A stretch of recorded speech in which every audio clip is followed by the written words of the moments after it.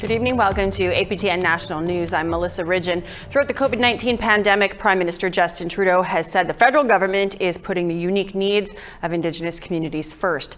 At a health update on Wednesday, he once again made this point. However, one Northern Ontario First Nation says the reality on the ground is quite different. APTN's Fraser Needham has more. From the beginning of this pandemic, as a federal government, we have paid particular attention to the vulnerabilities faced by Indigenous people and Indigenous communities across this country. That's Prime Minister Justin Trudeau speaking at a COVID health update 1 week ago. However, Bearskin Lake First Nation leaders say there's a big difference between what the Prime Minister says and what Ottawa actually does. He's currently experiencing a major COVID outbreak, and in late December, they asked for outside military assistance. A few people have been working in the community since the weekend, but former NAN Grand Chief Charles Fox says these are Canadian Rangers, part-time reservists who are already living there. As far as boots on the ground help from Ottawa, he says they haven't gotten any. Out of sight, out of mind, that was the message that we were getting. And it was all cloaked in daggers. Oh yeah, we sent to the military. They have these pictures, and there's no military on the ground. There's nothing on the ground. There's no government presence on the ground. And so that just further reinforces that, I suppose, relationship that we've had with the settler governments over the last 500 plus years. Current NAN Grand Chief Derek Fox says Bearskin Lake's COVID crisis has left all of its First Nations feeling particularly vulnerable. When you're living in Thunder Bay and Toronto and Ottawa and even Silico, you have a hospital to go to. Our First Nations don't have that. So the fact that it's spreading within our non-First Nations is deeply concerning. On Wednesday, APTN News asked Trudeau about Bearskin Lake's complaint about Ottawa's handling of the COVID situation. His answer was a familiar one. I think it's important to remember that from the very beginning of this pandemic, the focus of this federal government was on ensuring that Indigenous communities, which we'd seen during previous pandemics like H1N1, are particularly vulnerable, which is why from March 2020 onwards, we gave particular focus and emphasis on supporting Indigenous communities through this difficult pandemic. Fraser Needham, APTN National News, Ottawa. First Nations in Northern Manitoba are among the many communities across the country seeing a rise in COVID-19 cases. One NDP MP is calling for the military support to come on into these communities, but not everybody agrees that that's the best solution. Our Daryl Stranger has more. At least 10 First Nations in Northern Manitoba have put travel restrictions and or lockdowns in place. Some have even declared a state of emergency, something the Manitoba Keewatin Ogamaganak, which represents 26 First Nations communities in Manitoba's north, expressed concern over. We know surge supports are not as robust as they were in earlier waves. It is important for MKO to ensure our communities have access to supports. However, we understand this may be a significant challenge with an overwhelmed healthcare system.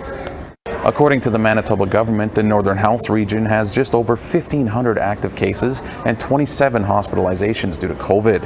NDP MP for Churchill Keewatin Nikki Ashton put out an open letter calling for help from the military. She said, in part, remote and isolated communities like Mantosippi Cree Nation require particular support. This includes bringing the military back to ensure communities are able to function and limit the spread of COVID-19. Lives are on the line.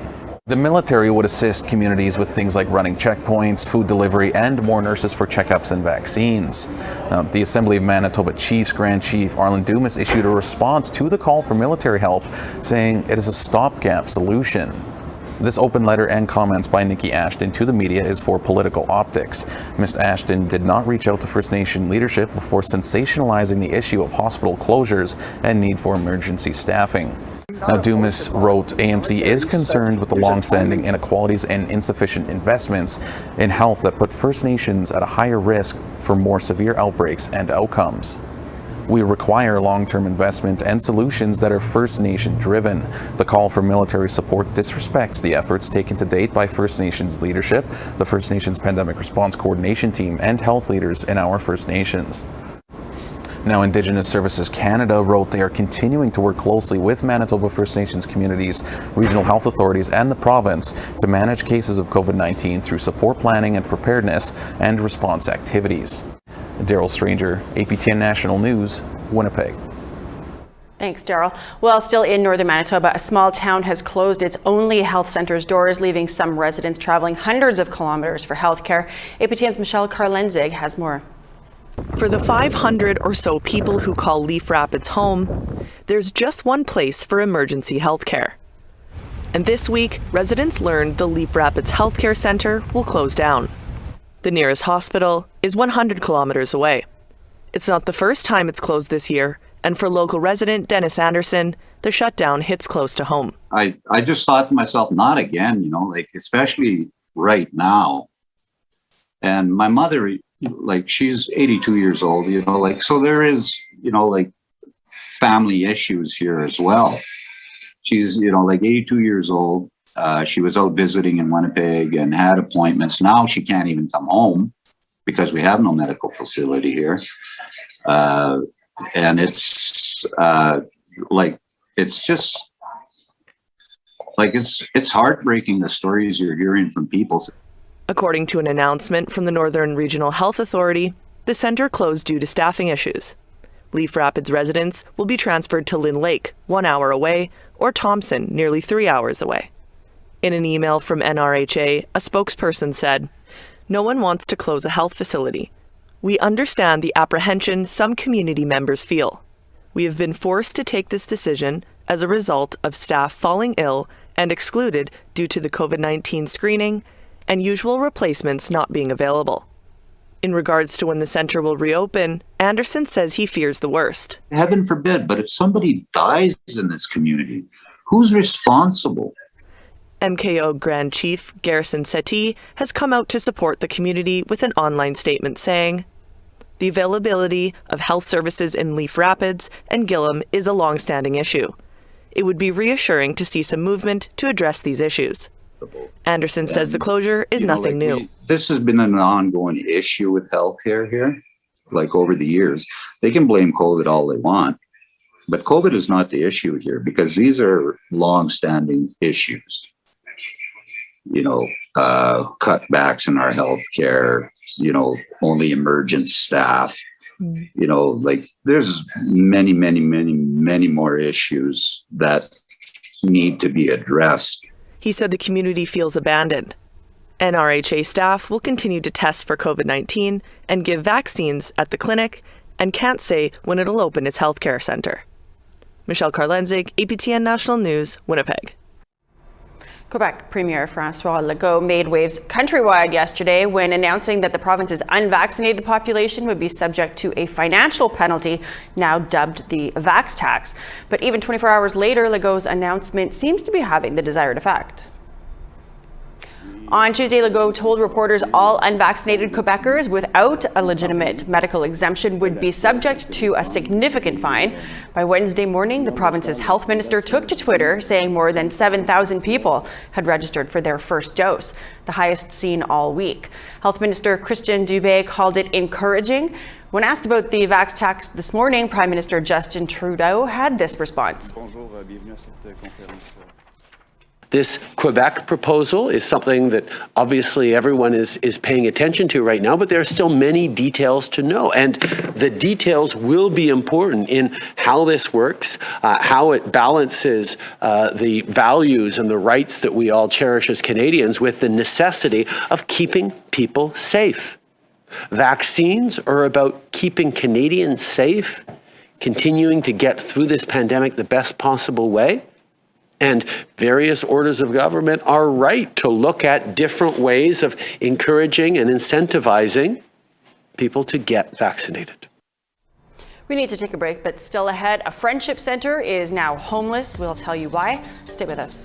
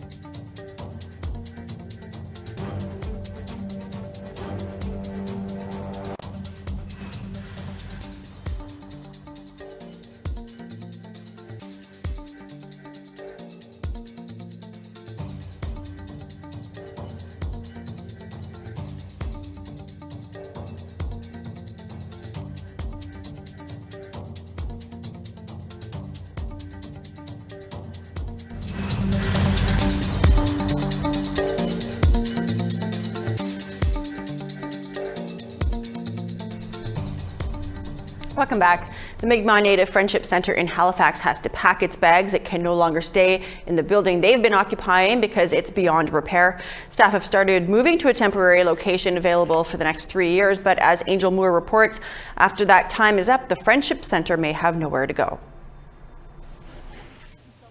This is the new location of the Mi'kmaq Native Friendship Centre. According to the centre's executive director, Pamela Glow-Durocher, it's merely a temporary home. We have it for the 3 years, and then we'll be homeless in 3 years. That's what I keep telling myself. But it gives us 3 years to actually figure out what is going to happen with the new building. We are working with the federal government as well through ISK on possible extension, because we know even if we start a building today, a new building, probably still would not be ready in 3 years. Plans for a new building were unveiled in 2018 to be built at the site of the old Red Cross Blood Services building. The ceremony was attended by community members and dignitaries, hopeful the new centre would open in 2021. But then COVID hit. Government funding promises missed deadlines, and demands for services at the Friendship Centre increased. If that hadn't been there, that safety net of a Friendship Centre in Halifax, we roughly service about 7,000 people a year. If that hadn't been there, there would have been a lot of people that would have continued to fall through those gaps and would have actually been left behind. The Friendship Centre has been a fixture in the north end of Halifax since the 1980s. It's been a big part of Chris Nicholas's life.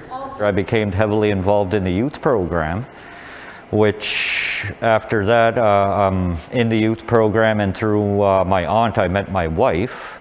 We ended up having 2 children and involving them in the Aboriginal Head Start program. Nicholas is a member of the Quebecs First Nation, even though his official position is the IT support person. He keeps the furnace running in the old location. It's a major problem that we need a new Friendship Centre. As I said, I'm an IT guy. I'm not a boiler furnace person, but you know, we use the resources we have to stay functioning for our program. The furnace has to be drained every 2 days, flooding the basement with steaming hot water. Nicholas says the building is no longer safe. And that's only our pipes that are wrapped in asbestos. That doesn't include our walls and our ceilings that are stucco asbestos.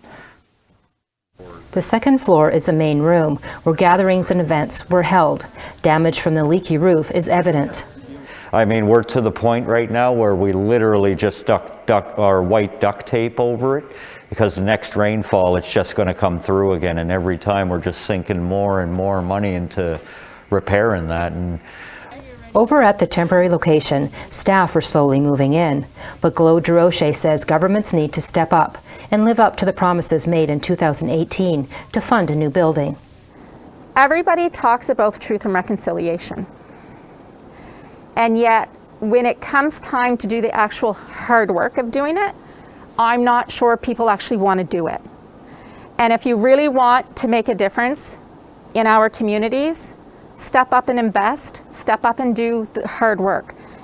APTN News asked Indigenous Services for an interview, but a written response was not ready by airtime. Angel Moore, APTN National News, Jabukduk, also known as Halifax. It's time for us to take another break, but when we come back, the economic outlook for the Indigenous economy this year. Stay with us.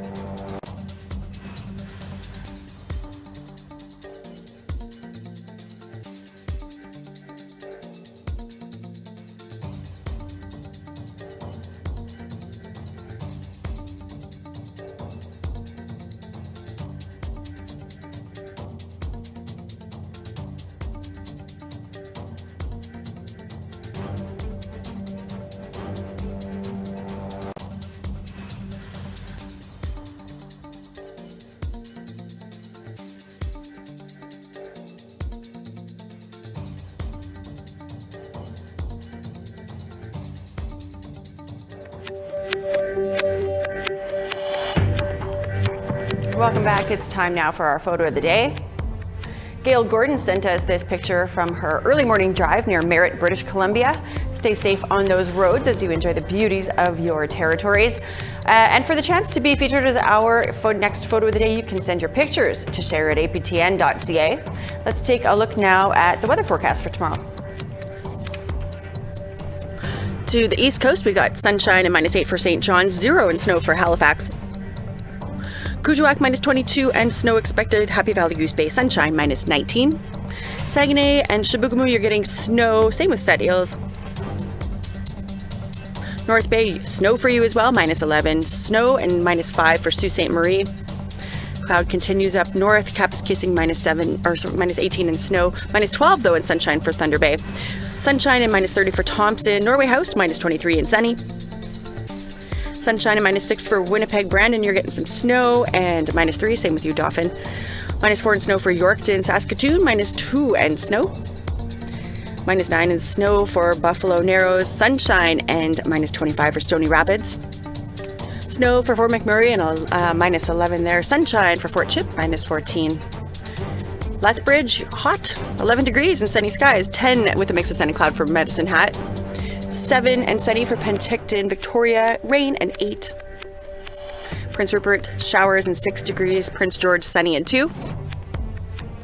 Mayo, -12 and snow. Rock River, mix of sun and cloud, -19. -21 and snow for Norman Wells. Wati, mix of sun and cloud, -22. Polytech, -25 and snow. Inuvik, -23. You've got some snow there too. Sunshine though for Nunavut, you've looked at -29 and sunny. -35 and clear for Whale Cove. -35 and clear for Igloolik. Pangnirtung, -24 and sunny skies.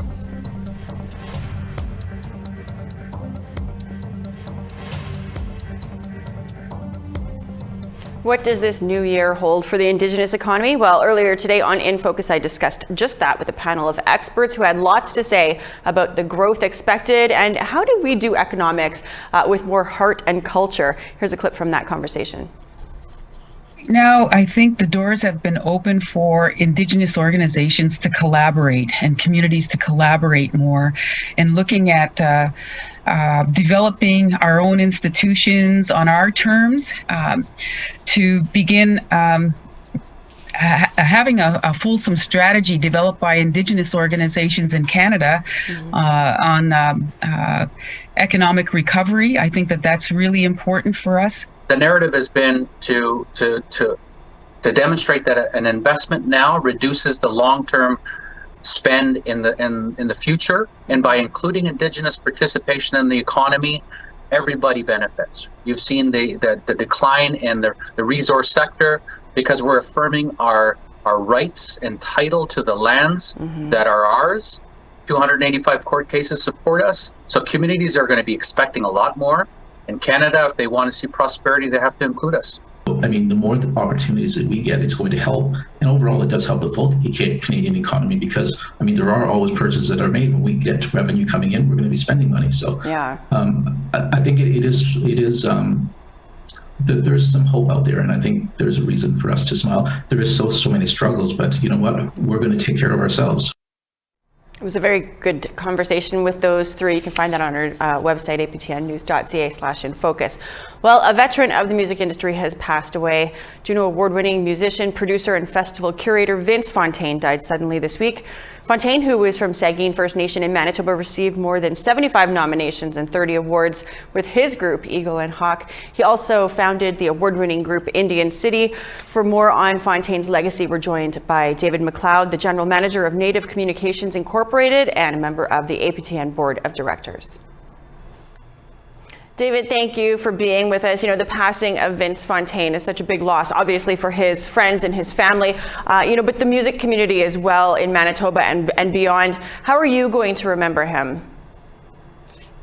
I'm going to remember, when it comes to remembering, I just hope it's not remembering. I hope it's inspiring. That he continues the work that the work he started continues, because I think he came about in the early 90s with in terms of developing Eagle and Hawk. It was 1994 that the band started, and at that time there was there was a real interest in terms of mainstream looking at the Indigenous community.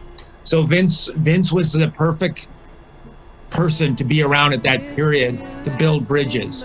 So he forms this band, and then they wind up, going to Europe more than a dozen times, and then recording albums and winning Junos and working, collaborating with incredible people, including the Winnipeg Symphony Orchestra. So I'm going to remember him as, he was a Renaissance musical force of that era. Yeah. Of the 1990s. Musician, producer, composer, festival curator. What do you think that history is going to remember Vince's legacy as being? I think it's going to be that he was a, he was in terms of like the output. I think he was a really hard worker. He's an ambassador for the Indigenous community in terms of pulling people together and making projects happen. So I think that's what he'll be remembered for. Not so much as being the guitar player in a couple of bands. I mean, and even the legacy of like Eagle and Hawk putting out 10 albums, Indian City putting out 3 albums, winning Junos. He hasn't got enough credit for his writing. I talked to him about that one time. I'm just like, everybody sees you as Vince Fontaine, the guitar player with these incredible bands, but really he was, his musicianship and his songwriting were incredible, but also relationship building across the borders and building bridges between the Indigenous and the non-Indigenous community, and at the same time bringing messages like songs about murdered and missing Indigenous women, bringing that to the forefront, to the stage, songs about environmental concerns, bringing that to the stage, unifying people at shows. Sometimes they would sing Keith Secola's song, Indian Cars at the end of the concert, and everybody would form a huge circle and hold hands and move within that circle while the song played. I mean, that I think it's just as a visionary. Yeah. Let me just say that Vince Fontaine was a visionary for the community.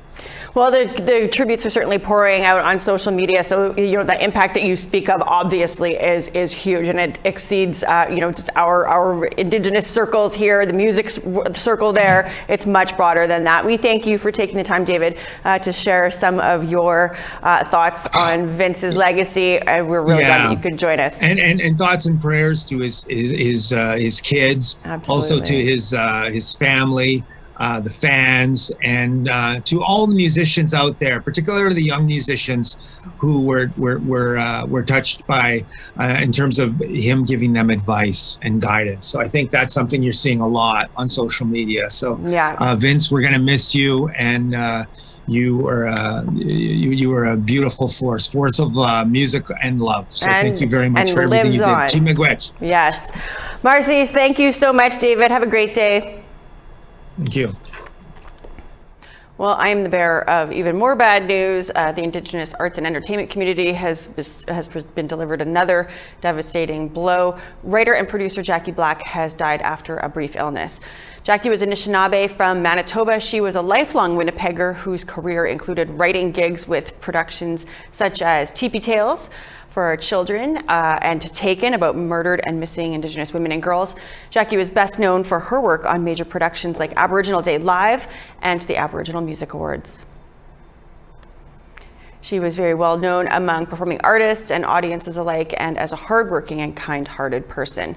So not a pleasant way to wrap up our midweek news with those last 2 items. Our love and prayers are obviously with those mourning Vince Fontaine and Jackie Black. I'm Melissa Ridgen. Thanks so much for joining us. Take care. We'll see you back here tomorrow.